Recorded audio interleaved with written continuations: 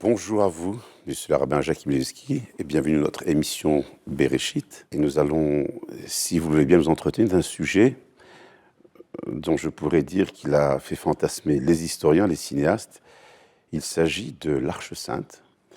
Cette Arche Sainte qui est au cœur de cet édifice religieux qu'on a appelé dans le désert le Tabernacle, qui deviendra plus tard le Temple de Jérusalem. Que pouvez-vous nous en dire en introduction ?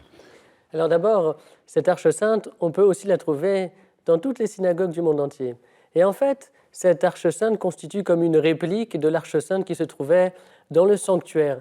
Il faut peut-être rappeler que quelques jours après la sortie d'Égypte, les enfants d'Israël, sur ordre de Dieu, construisent une maison pour Dieu, en hébreu Mishkan. Et cette maison de Dieu est constituée de deux éléments, une cour et un espace recouvert d'un toit. Cet espace recouvert d'un toit porte le nom de Hechal. Et cet espace-là est lui-même composé de deux parties. Vous avez le Saint et puis le Saint des Saints.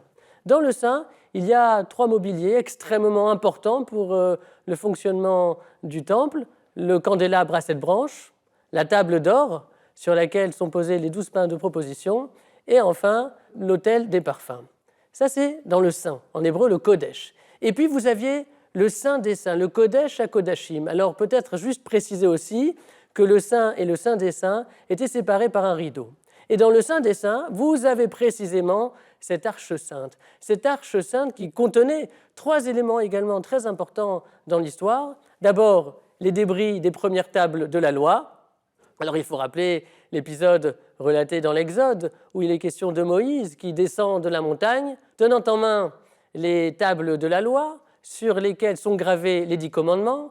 Il descend et puis au loin, il voit les folles farandoles de la populace autour de l'idole, autour du veau d'or. Et à ce moment-là, il brise les tables de la loi. Ces débris des premières tables de la loi seront déposés dans l'Arche Sainte.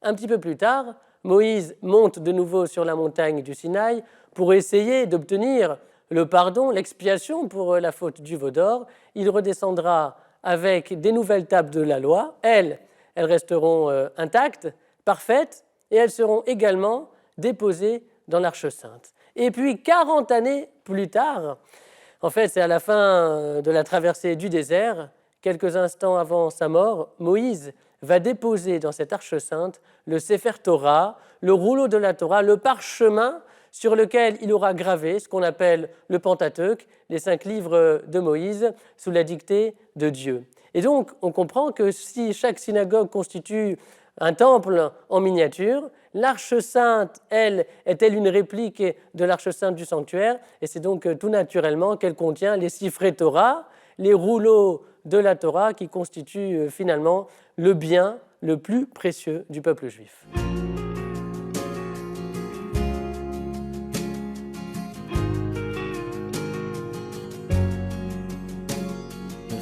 אלי תשוקתי בך חשקי באהבתי לך ליבי בכליותיי לך רוחי ונשמעתי לך ידיי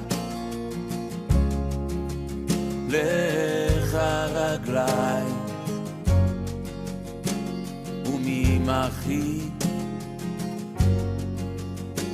תכונתי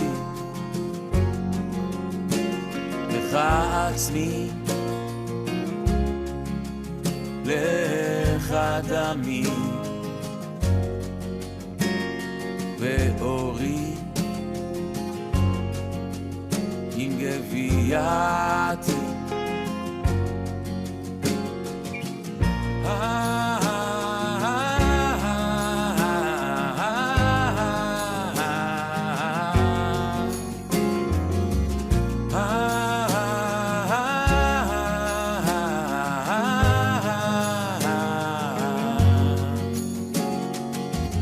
לך עיניי ורעיוניי, וצורתי ותבניתי, לך רוחי, לך כוחי, ומבטחי ותקוותי.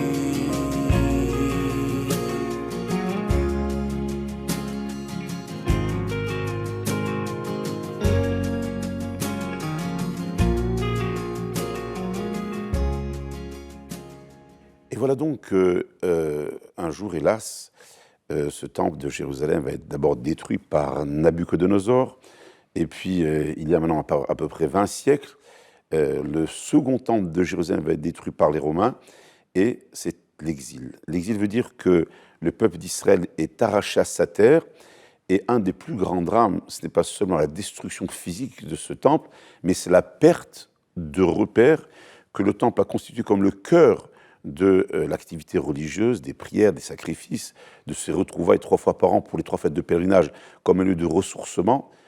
Que devient ce peuple d'Israël qui va errer sur les routes de l'histoire, qui va être disséminé aux 4 coins du monde? Comment fait-il pour se restructurer religieusement en l'absence du temple? Qu'est-ce qui pourrait le remplacer? Et dans ce qui va remplacer le temple, retrouverons, comme vous le disiez tout à l'heure, vous le suggériez, quelque chose qui sera de l'ordre de l'Arche Sainte. Alors, on peut répondre à cette question en suivant la destinée de l'Arche Sainte, car après tout, qu'est-elle devenue? Dans la tradition rabbinique, on nous explique que l'un des derniers souverains du royaume d'Israël, devinant la proximité de la destruction du temple, entendant peut-être déjà l'armée babylonienne parvenir jusqu'aux frontières du royaume, ce roi décide de dissimuler l'Arche Sainte. Où va-t-il cacher cette Arche Sainte? Le texte nous dit qu'il va dissimuler l'Arche Sainte dans des grottes que le roi Salomon lui-même avait fait creuser dans la montagne de Moria. Et ce n'est pas simplement là un événement historique, la disparition de l'Arche Sainte, mais cet événement a également des répercussions sur le plan spirituel et métaphysique tout à fait remarquables. À savoir, lorsque l'Arche Sainte existe, c'est-à-dire lorsqu'elle se situe dans le temple de Jérusalem, c'est vrai qu'elle est cachée au regard, c'est vrai, mais elle est sur la surface de la terre. Et cette présence de l'Arche Sainte sur la surface de la terre nous indique que l'être humain est en mesure de pouvoir avoir, s'il le souhaite, une certaine perception de la divinité. Et à partir du moment où l'Arche Sainte se cache, il y a là comme un basculement dans l'histoire théologique énorme, à savoir que Dieu se dissimule encore davantage. Et donc, à l'homme assoiffé de spiritualité, il lui faudra faire des recherches extrêmement profondes dans son intériorité, dans les fonds et dans les tréfonds de sa personnalité, pour pouvoir découvrir la trace que Dieu a laissée en lui. D'ailleurs, je ne souhaiterais pas qu'on élude quelque chose qui n'est pas de l'ordre du détail, mais qui est extrêmement important en ce qui concerne le couvercle qui va donc fermer cette espèce de coffre rectangulaire, plaqué hors de l'intérieur, plaqué hors de l'extérieur, et entre les deux, il y a un coffret en bois, et il y a un couvercle qui va se poser, qui a une grande particularité. Que peut-on en dire? Alors d'abord, sa particularité, c'est peut-être son nom hébraïque, Kaporet. Le mot hébraïque Kaporet vient de la même racine qu'un mot qui est très connu et qui s'appelle Kippour, la journée de Kippour, comme pour nous dire que si l'homme veut voir ses fautes pardonnées, ses manquements effacés, il n'a d'autre choix, de manière symbolique, que d'ouvrir la boîte et de se plonger dans le texte de la Torah. Mais au-delà de cela, le couvercle constitue également la base de 2 êtres, puisque 2 chérubins en or sont positionnés sur le couvercle de l'Arche Sainte. Et ces 2 chérubins, nous dit le Talmud, ces 2 chérubins ont un visage d'enfant. Et le texte biblique précise, lorsque Dieu se manifeste, il se manifeste précisément dans l'espace qui sépare les 2 chérubins. À partir de là, on en déduit simplement la chose suivante, c'est qu'il faut avoir conservé son esprit d'enfant pour pouvoir accéder à une certaine appréhension du Créateur. Pourquoi? Parce que qu'est-ce qu'un enfant? Pour un enfant, rien n'est impossible. Lorsqu'on parle à un enfant de Dieu, il accepte de manière tout à fait naturelle, de manière spontanée, presque de manière mécanique. Et c'est en ayant conservé ce cœur d'enfant et aussi cet esprit d'enfant que par là même, on façonne un espace où éventuellement pourra se produire un événement auquel nous aspirons tous, à savoir que Dieu puisse se révéler à nous. Et c'est la raison pour laquelle les plus grands maîtres d'Israël, même s'ils sont des vieillards, même s'ils sont centenaires, ils ont toujours conservé cette croyance en Dieu de manière spontanée, de manière naturelle. Finalement, il nous faut rester enfants de ce point de vue-là. Autre chose très très intéressante qu'indique le Talmud, le jour de Kippour, le jour du grand pardon que veut le mentionner, est un jour de contrition, un jour de méditation, un jour d'introspection, et seul celui qui est au sommet de la pyramide spirituelle, qui est le Kohen Gadol, le grand prêtre, peut rentrer dans le Saint des Saints, le jour de Kippour, et là il observe quelque chose de très très très intéressant.